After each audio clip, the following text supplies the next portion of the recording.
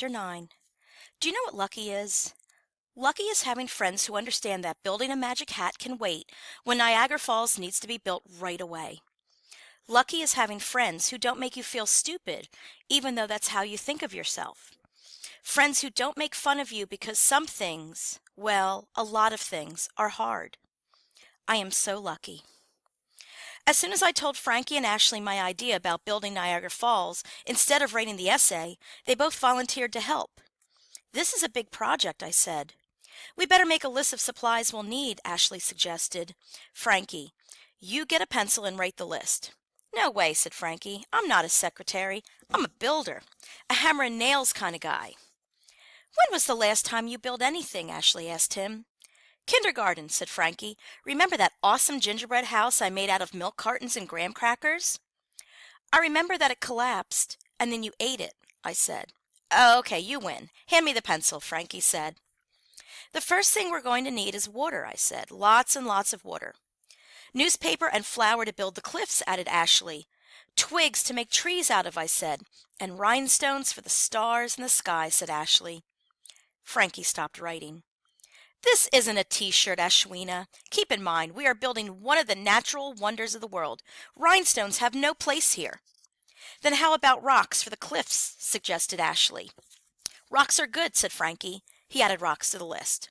Let's put a boat at the bottom of the falls, I said. I must have a toy boat somewhere, and maybe I can get a spare pump from one of Emily's old fish tanks. What do you need a pump for? Asked Frankie. Something's got to push the water over the falls, I said. We better have a pan to collect the water, said Ashley, a big pan. I asked everyone to gather as much stuff as they could and meet the next night to begin building. We were all pretty excited. Until we turned to leave, that is. Then we saw the worst thing you could possibly find in the doorway. Robert. Hi, guys, he said with a grin. Good news. My mom says I can join the meeting. I've got to remember to tell his mother he's not invited. What are you guys doing? He asked. Fourth grade stuff, answered Frankie. You wouldn't understand. Try me. We're building Niagara Falls, I said. More than 600,000 gallons of water flow over Niagara Falls every second, Robert said. How do you know that? Ashley asked. Actually, it's all up here, Robert said, pointing to his head. Clear your throat, Robert, said Frankie. A lot of times, Robert gets this really annoying bubble in his throat when he talks, like he's got a little ball of slobber down there. He'll just go right on talking if you don't tell him to clear that thing out. I bet you won't be able to create the mist, Robert went on. Do you know that Niagara Falls produces enough mist to fill half the Grand Canyon every 20 seconds? Ashley thought for a minute. As much as I hate to admit it, the mist does sound important, she whispered to me. This gave Robert all the encouragement he needed. My mom has a fan she puts in the window on really hot days. We could use it to blow the water around to look like mist. I think she'd let us borrow it. Oh, great. Now it was us. The next morning, I waited until Emily was in the shower and went into her room. In the closet, I found an old pump left over from when she had her Japanese fighting fish. I put the pump in a paper bag along with a Lego boat from my toy chest. Then I went into the kitchen to find a pan. As I was clanking around in the closet, my mom came in. Hi, honey, what are you looking for? That big pan you cooked turkey in on Thanksgiving. Oh, I loaned it to Mrs. Fink. She was making a turkey for his son-in-law's birthday. Come to think of it, she never returned it. If it's okay with you, I'm going to get it back from her, I said. I need it for a school project. Be sure to ask her how the turkey turned out, my mom said, as she put water on for tea. I suggested she stuff it with wheatgrass and bean sprouts. I'm sure it was delicious. I went next door to apartment 10B and knocked on the door. Mrs. Fink answered. She isn't a small woman, and in her pink bathrobe, she looked like one of those giant pink elephants in the cartoons. Hanky, she said, come in for a donut. I'll put my teeth in. That's okay, Mrs. Fink, I said. I have to get to school. I was just wondering if I could get our turkey pan back. Of course, darling, she said. She went to the kitchen and came back with the pan. As she handed it to me, Mrs. Fink smiled, and I thought I saw her gums. I took the pan and ran without asking about the turkey.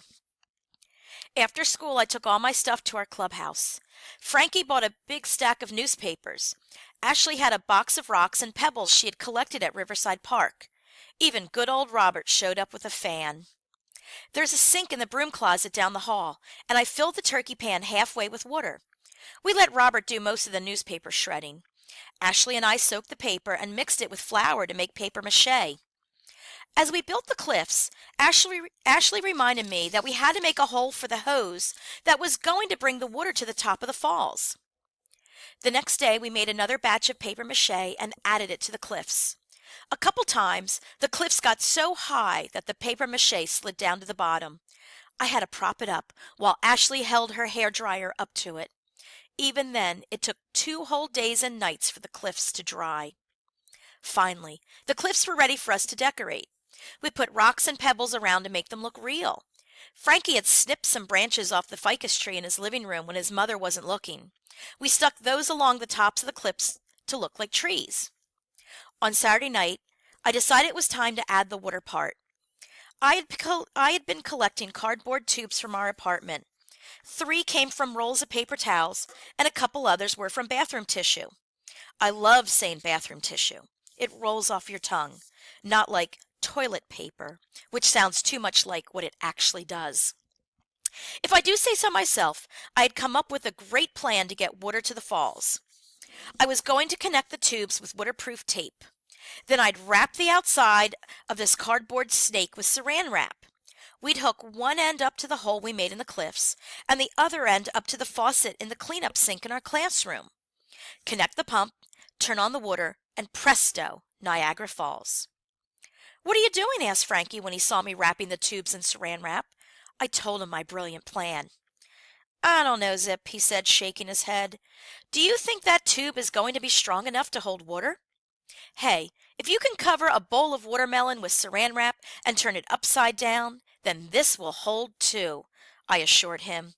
"I tell you, water is going to sail through this baby." On Sunday night, we had one final meeting to finish the project. I glued more trees onto the cliffs and put little Lego people into the boat.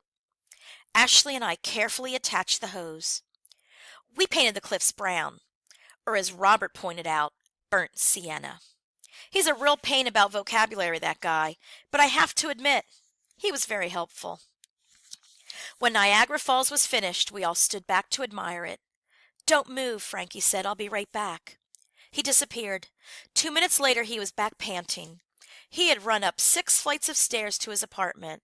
When he's on a mission, Frankie never waits for the elevator. He reached into his pocket and pulled out a gleaming baby blue stone that I recognized right away. It was his best piece of turquoise from his private rock and mineral collection. Frankie put a spot of glue on it and placed the turquoise on the top of the cliff. "It's got good karma," he said. He gave me his classic big dimple smile, then put out his hand. We did our secret handshake. "You're going to knock 'em dead, Zip." "Didn't I tell you I was lucky?"